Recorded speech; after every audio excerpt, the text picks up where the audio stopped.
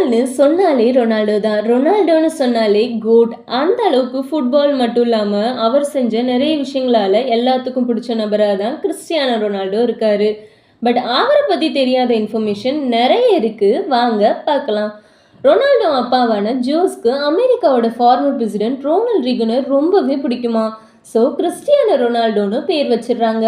And 14 வயசுலேயே டீச்சரோட நடந்த ஆர்கியூமெண்ட்டில் ஸ்கூலுக்கே வரக்கூடாதுன்னு ரொனால்டோவை டிஸ்மிஸ் பண்ணிடுறாங்க.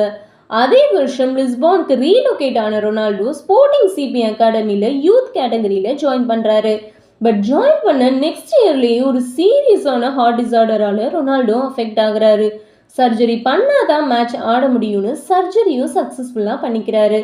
அண்ட் 18 வயசில் ஸ்போர்ட்டிங் சிபி டீம்லேருந்து மான்செஸ்டர் யுனைடெட் டீமுக்கு அகெயின்ஸ்டாக ப்ளே பண்ணுறாரு. அந்த மேட்ச்ல ரொனால்டோவோட பெர்ஃபார்மன்ஸை பார்த்து ஷாக்கான Manchester United team players Ronaldo நம்ம டீமில் தான் இருக்கணும் அப்படின்னு மேனேஜர் அலெக்ஸை ஃபோர்ஸ் பண்ணி ரொனால்டோவை டீமுக்குள்ளே கொண்டு வந்துடுறாங்க. அதுக்கப்புறம் தான் ஃபுட்பாலில் ஒரு மிகப்பெரிய லெஜெண்டாகவே ரொனால்டோ சேஞ்ச் ஆகுறாரு. அண்ட் ஃபேமஸ் ஃபுட்பால் லெஜெண்ட்ஸான டேவிட் பெக்கம், ஜார்ஜ் பெஸ்ட் வச்சுருந்த 7 நம்பர் ஜெர்சியே ரொனால்டோவுக்கும் கிடைக்குது. CR7ன்னு சொன்னாலே ரொனால்டோ தான்.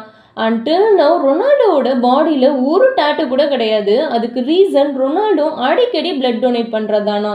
இது மட்டும் இல்லாமல் 2012 யூரோப்பியன் கோல்டன் பூட் அவார்டை ஏலத்தில் விட்டு அதில் கிடைச்ச என்டையர் அமௌண்ட்டையும் காசாவில் ஸ்கூல்ஸ் கட்டுறதுக்கு ரொனால்டோ டொனேட் பண்ணியிருக்காரு. அண்ட் இன்ஸ்டாகிராம்லேயே 500 மில்லியனுக்கு மேலே ஃபாலோவர்ஸ் வச்சுருக்க ஒரே செலிப்ரிட்டினா அது ரொனால்டோ தான். இதே மாதிரி தொடர்ந்து வீடியோஸ் பார்க்க நம்ம சேனலை லைக் பண்ணிவிட்டு சப்ஸ்கிரைப் பண்ணிக்கோங்க.